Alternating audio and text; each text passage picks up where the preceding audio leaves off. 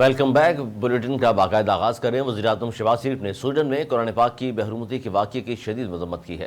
وزیراعظم شہباز شریف نے اپنے بیان میں کہا کہ OIC کے پلیٹ فارم سے اس شیطانیت کے تدارک کی مشترکہ حکمت عملی بنائیں گے۔ OIC کو امت مسلمہ کے احساسات کی ترجمانی اور اس شیطانیت کو رکوانے میں تاریخی کردار ادا کرنا ہے۔ توریت، انجیل اور قرآن کریم کی بحرمتی کی اجازت دینے کے فیصلے کو تبدیل کرنے کی مہم چلائیں گے۔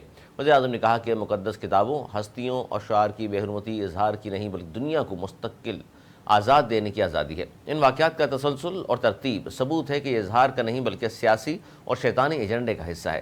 وزیراعظم شہباز شریف نے کہا کہ پورے عالم اسلام اور سی دنیا کو مل کر اس سازش کو روکنا ہوگا۔ شیطان کے پیروکار اس کتاب کی بحرمتی کر رہے ہیں جس نے انسانوں کو عزت دی، حقوق اور رہنما دی۔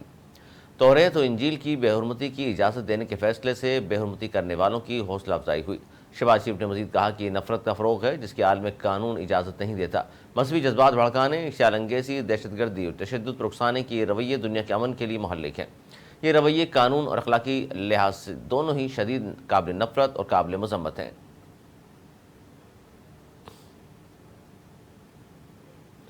فوجی عدالتوں میں سولینز کے ٹرائل کا کیس کس طریقہ کار کے تحت لوگوں کو فوجی تحویل میں لیا گیا؟ عدالت کا سوال۔ سپریم کورٹ میں فوجی عدالتوں میں سولین کے ٹرائل کے خلاف درخواستوں پر سماعت جاری ہے۔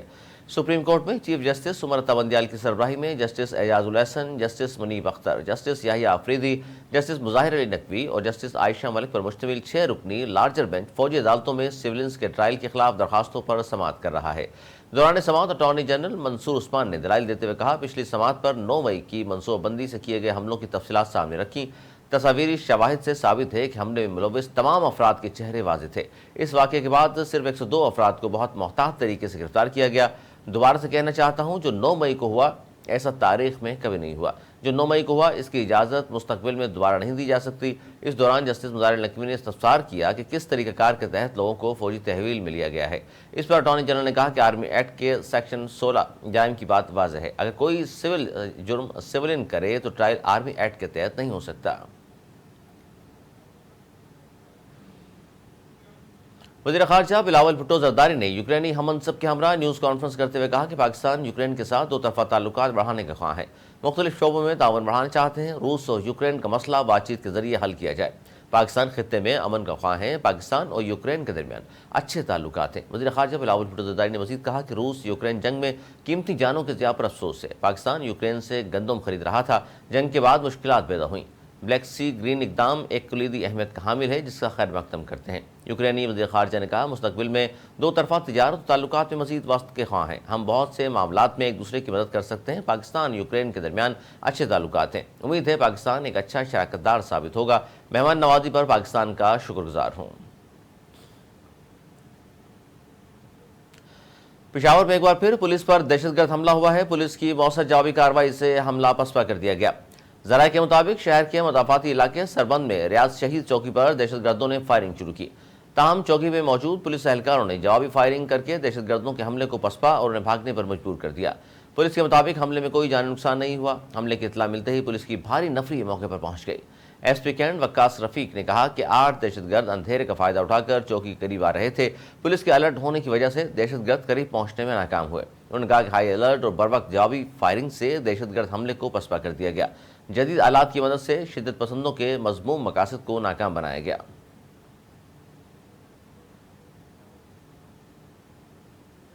پیٹرولیم ڈیلرز ایسوسی ایشن نے 22 جولائی سے پیٹرول پمپس بند کرنے کا اعلان کر دیا۔ پیٹرولیم ڈیلرز ایسوسی ایشن نے کہا ہے کہ تحفظات پر وزیر پیٹرولیم کو آگاہ کیا لیکن کوئی جواب نہیں دیا گیا۔ حکومت نے منافع کی شرح 2.40 رکھی جو منظور نہیں۔ ایسوسی ایشن کا کہنا ہے کہ ایرانی اور سمگلنگ شدہ پیٹرول سے ہماری سیل 30% گر گئی۔ تحفظات دور ہونے تک پیٹرول کی فراہمی کو بند رکھا جائے گا۔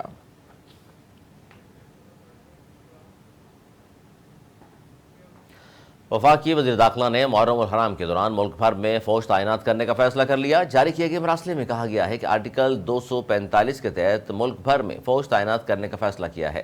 وزارت داخلہ نے اس ضمن میں 4 صوبوں سمیت گلگت اور آزاد کشمیر حکومت کو مراسلہ بھیج دیا۔ وفاقی وزارت داخلہ کے مطابق تمام صوبوں کی درخواستوں پر فوج کی تعیناتی میں عمل میں لائی گئی ہے۔ دوسری جانب کراچی میں 9 اور 10 محرم کو موٹر سائیکل کی ڈبل سواری پر پابندی عائد کی گئی ہے۔ محکمہ داخلہ سندھ نے امن و امان سے متعلق نوٹیفکیشن جاری کر دیا ہے جس کے مطابق کراچی میں 9 اور 10 محرم کو موٹر سائیکل کی ڈبل سواری پر پابندی ہوگی۔ نوٹیفکیشن کے مطابق ڈبل سواری پر پابندی کے حکم سے خواتین، بچوں، معذور افراد اور بزرگوں کو استثناء ہوگا۔ محکمہ داخلہ کی جانب سے اسلحہ ساتھ لے کر چلنے کی تمام اجازت نامے بھی معطل کر دیے گئے ہیں۔ محکمہ داخلہ کے مطابق محرم سے متعلق اجتماعات کے علاوہ ہر قسم کے جلسے جلوس پر پابندی عائد کر دی گئی ہے۔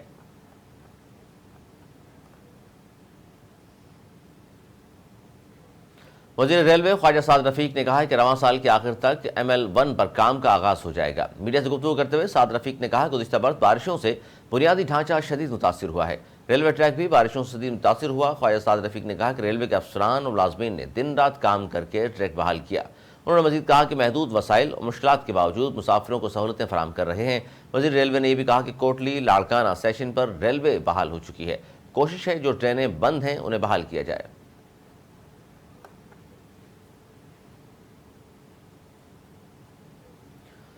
نیوز اسٹوڈیو سے فی الحال اتنا ہی۔ مزید نیوز اپڈیٹس کے لیے دیکھتے رہیے اردو نیوز نیٹ ورک۔